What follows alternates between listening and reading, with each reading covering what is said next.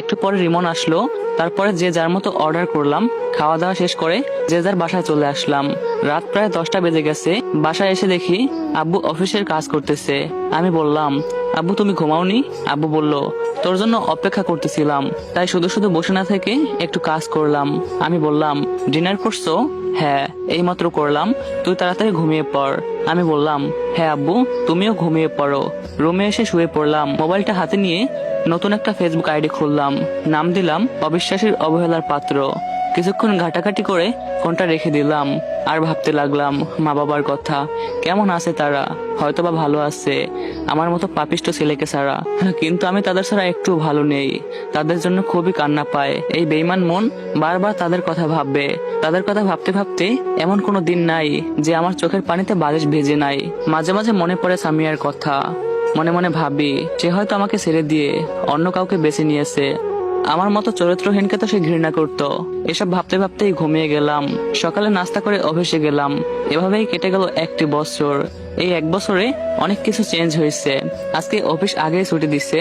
Office থেকে এসে lunch করতেছিলাম, ঠিক তখনই আব্বু বলল, বাবা এবার লেখাপড়াটা শুরু কর। আমি বললাম, হ্যাঁ বাবা, এখন ভর্তি হব। আব্বু বলল, ঠিক আছে, বাসা থেকে একটু দূরে একটা ভালো কলেজ আছে, সেই কলেজের প্রিন্সিপাল স্যারের সাথে আজকে কথা বলছি। কবে ভর্তি হবি? আমি বললাম, কালকে ব্যবস্থা হলে কালকেই। পরদিন আব্বুর সাথে গিয়ে ভর্তি হলাম। সেখানে আব্বু আমাকে তার নিজের ছেলে হিসেবে পরিচয় দিল।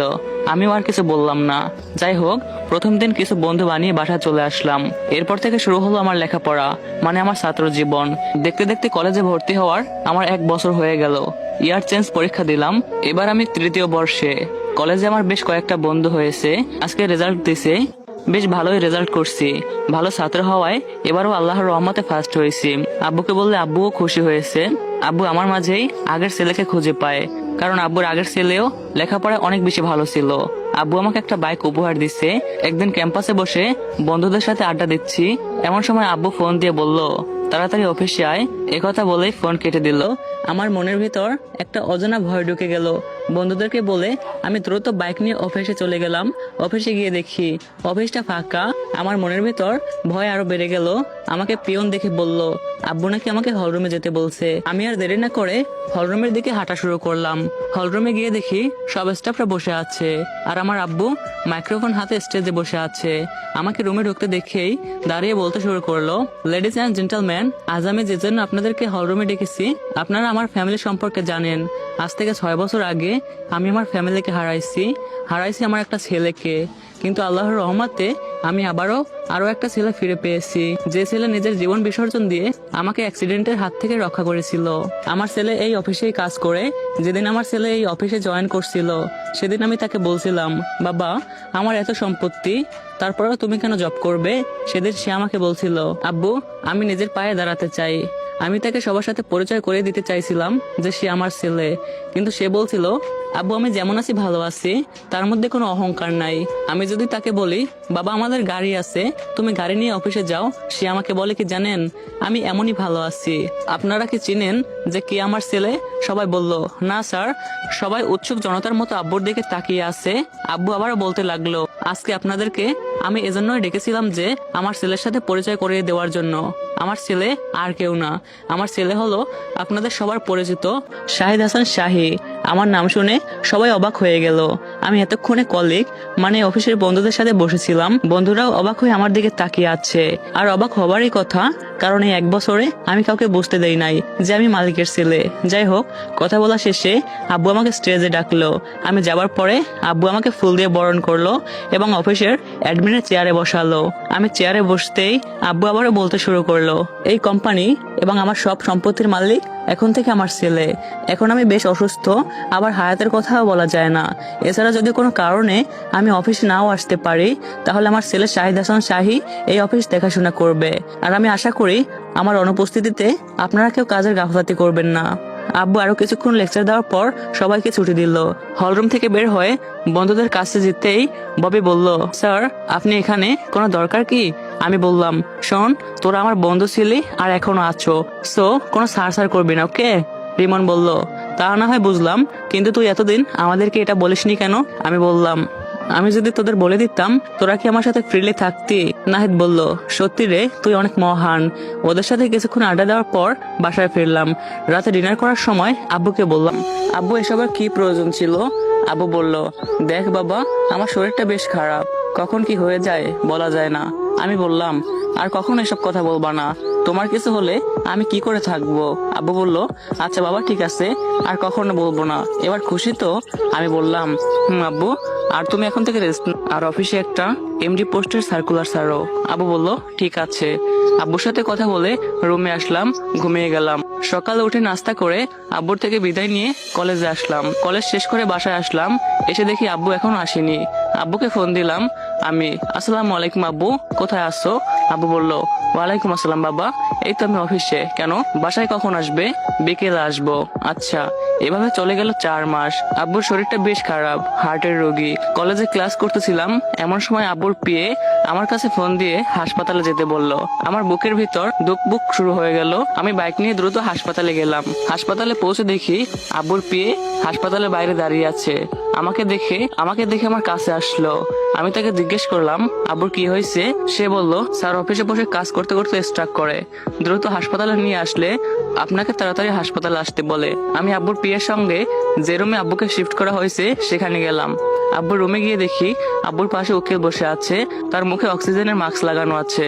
আব্বু আমাকে দেখতে পেয়েই হাত দিয়ে ইশারা করে আমাকে কাছে ডাকলো। আমি আব্বুর পাশে বসে মাথায় হাত বুলিয়ে দিচ্ছি আর কান্না করতেছি। আব্বু তার মুখের মাস্কটি খুলে দিতে বলল। খুলে দেওয়ার পরে আব্বু আমাকে কপালে চুমু খেয়ে বলল, এই পাগল ছেলে, কান্না করিস কেন? একদমই কান্না করবি না। আর উকিল সাহেব, আপনি আমার সকল সম্পত্তি আমার ছেলের নামে ট্রান্সফার করে দেন। উকিল বলল, আচ্ছা স্যার। তারপর আমার আব্বুর সব সম্পত্তি আমার নামে উকিল ট্রান্সফার করে দিল। হঠাৎ আব্বুর শ্বাস নিতে কষ্ট হচ্ছে। আমি ডাক্তারকে ডাকতেই ডাক্তার এসে আব্বুকে আইসিইউতে নিয়ে গেল। আমি অঝরে কান্না করতেছিলাম। এতক্ষণে হসপিটালে সব স্টাফরা চলে আসছিল আর আমার বন্ধুরা আমাকে সান্ত্বনা দিচ্ছিল, কিন্তু কোনোভাবেই আমি কান্না থামাতে পারতেছিলাম না। একটু পরে ডাক্তার বের হয়ে আসলো। ডাক্তারের মুখের দিকে তাকিয়ে আমি বিষণ্ণতার ছাপ দেখতে পেলাম। আমি দৌড়ে গিয়ে ডাক্তারকে জিজ্ঞেস করলাম, ডাক্তার সাহেব, আমার আব্বু কেমন আছে? এটা বলে কান্না করতেছিলাম। ডাক্তার চুপ করে মাটির দিকে তাকিয়েছিল। আমি বললাম, কি হলো ডাক্তার, বলুন আমার আব্বু কেমন আছে? আমার আব্বুর কিছু হয়নি তো? এটা বলতেছিলাম আর কান্না করতেছিলাম। তখন ডাক্তার বলল, সরি, আমরা স্যারকে বাঁচাতে পারলাম না। এই কথা শুনে আমার পায়ের নিচের মাটি সরে গেল। আমি অজরে কান্না করতেছিলাম। আমি বললাম, আব্বু। তারপর আমার কিছু মনে নেই। আমি জ্ঞান ফিরে দেখি আমি হাসপাতালের বেডে শুয়ে আছি আর আমার অফিসের আর কলেজের সকল বন্ধুরা আমার পাশে বসে আছে। আমার চোখ খোলা দেখে নাহিদ বলল, দোস্ত, এটা ভাগ্যে ছিল। আমি বললাম, আমি আব্বুর কাছে যাব, আমাকে আব্বুর কাছে নিয়ে চল। রিমন বলল, শান্ত হ। আমি বললাম, না, আমি আব্বুকে দেখব। শেষে ওরা আমার জোরাজোরিতে আব্বুর কাছে নিয়ে গেল। ডাক্তার আমাকে বলল, প্লিজ আপনি উত্তেজিত হবেন না, আপনার মাথায় সমস্যা হবে। বন্ধুরা বলল, ঠিক আছে স্যার, আমরা দেখতেছি। আব্বুর কাছে গিয়ে দেখি আব্বুকে একটা সাদা কাপড় দিয়ে ঢেকে রাখা হয়েছে। আমি দৌড়ে গিয়ে মুখের কাপড় খুলে দিয়ে কান্না করতে করতে বলতেছিলাম, আব্বু, তুমি আমাকে একা করে কেন ছেড়ে চলে গেলে? কি আমাকে আদর করবে? কি আমাকে তুলে খাওয়াবে? কি আমাকে আদর করে বাবা বলে ডাকবে? কি আমাকে শাসন করবে? কেন আমাকে একা রেখে চলে গেলে? আমি এটা বলে কান্না করতেছিলাম। রিমন আর রাকিব এসে আমাকে আব্বুর কাছ থেকে সরিয়ে নিল। রিমন বলল, দেখ ভাই, এটা ভাগ্যে ছিল, এটা মেনে নিতে হবে। আর সময় নষ্ট না করে স্যারের দাফনের কাজ শেষ করি। আমি বললাম, চল। এরপরে আব্বুর জানাজা করিয়ে দাফন শেষ করলাম। অবশ্য আমি জানাজার নামাজ পড়িয়েছি। আব্বুর দাফন কাজ শেষ করতে সন্ধ্যা হয়ে গেল। বাসায় আসলাম। আমার সাথে থাকার জন্য রিমন, নাহিদ আর রাকিব আসলো আমার বাসায়। বাসায় এসে নিজেকে আর ধরে রাখতে পারতেছিলাম না। যেখানেই যাই সেখানেই আব্বুকে খুঁজে পাই। যাই হোক, রুমে গিয়ে শুয়ে পড়লাম। বন্ধুরা খাবার জন্য জোর করলো, কিন্তু আমি খেলাম না। রাতটা কোনো মতে পার করলাম। ফজরের আজান শুনে মসজিদে গেলাম। নামাজ পড়ে এসে আব্বুর কবরের কাছে গিয়ে কবর জিয়ারত করে আসলাম। প্রিয়জন হারানোর দুঃখ নিয়ে কেটে গেল 15 দিন। এখন আমি কিছুটা স্বাভাবিক আর অফিসের জন্য একটা এমডি রেখেছি। এভাবে চলে গেল 2 মাস। কয়েকদিন আগে থেকে ক্লাস করতে শুরু করে দিচ্ছি। আজকে সকালে অফিসে গেলাম। অফিসে গিয়ে সবার সাথে দেখা করে এমডির কেবিনে গেলাম হিসাব বুঝে নেওয়ার জন্য। মাঝে মাঝে আমি আসি হিসাব বুঝে নেওয়ার জন্য। অফিস থেকে কলেজে গেলাম, ক্লাস করে বাসায় ফিরলাম, গোসল করে মসজিদে নামাজ পড়তে গেলাম। নামাজ পড়ে আব্বুর কবরের কাছে গিয়ে কবর জিয়ারত করলাম। লাঞ্চ করে ঘুমিয়ে গেলাম। বাসায় কাজের জন্য একটা বুয়া মানে একটা খালা আছে। কয়েকদিন আগে এক সন্ধ্যায় রেল স্টেশনে গেছিলাম। সেখানে দেখি একজন বৃদ্ধা মহিলা মাথা হেলে কান্না করতেছে। আমি তাকে জিজ্ঞেস করলাম, কি হয়েছে আপনার? মহিলাটি বলল, বাবা, এই শহরে আমি আমার ছেলের বাসায় থাকতাম, কিন্তু বউয়ের কথা শুনে আজকে সে আমাকে বাসা থেকে বের করে দিছে। এটা বলতেছিল আর কান্না করতেছিল। মানুষ কতই নিষ্ঠুর, তাই না? বউয়ের কথা শুনে নিজের গর্ভধারণী মাকে বাসা থেকে বিতাড়িত করলো। হায় রে মানুষ, ধিক্কার জানাই সেই সব সন্তানকে। হ্যাঁ, মা বৃদ্ধ হয়েছে, উল্টাপাল্টা কথা বলতে বা হিসাব করতেই পারে, তাই বলে নিজের মাকে বাসা থেকে বের করে দেওয়া? আমি বললাম, কোথায় থাকবেন এখন? মহিলা বলল, রাস্তার পাশে থেকে রাত কাটাবো। আমি বললাম, আপনাকে রাস্তায় থাকতে হবে না, আমার বাসায় চলুন। মহিলা বলল, না বাবা, তোমার বাসায় গেলে তোমার মা বাবার সমস্যা হবে। আমি বললাম, আমার বাবা মা কেউ নেই, চলুন। তারপর থেকে এই মহিলা আমার বাসায় থাকে, আমি কাজ করতে না দিলেও করে। যাই হোক, এবার বাস্তবে ফিরি। বিকেলে ঘুম থেকে উঠে নামাজ পড়ে হাসপাতালে গেলাম, কারণ আমার মাঝে মাঝে মাথার সমস্যার জন্য চেক আপ করাতে হয়। চেক আপ করে ডাক্তারের কেবিন থেকে বের হয়ে আসি। হাসপাতাল থেকে বাইরে এসে দেখি একটা মেয়ে, আনুমানিক বয়স 17 থেকে 18 হবে, চেয়ারে বসে কান্না করতেছে। আমি মেয়েটিকে বললাম, কি হয়েছে আপু? মেয়েটি বলল, আমার আম্মুর ব্রেন টিউমার হয়েছে, হঠাৎ করে আজকে বেশি অসুস্থ হয়ে পড়ে।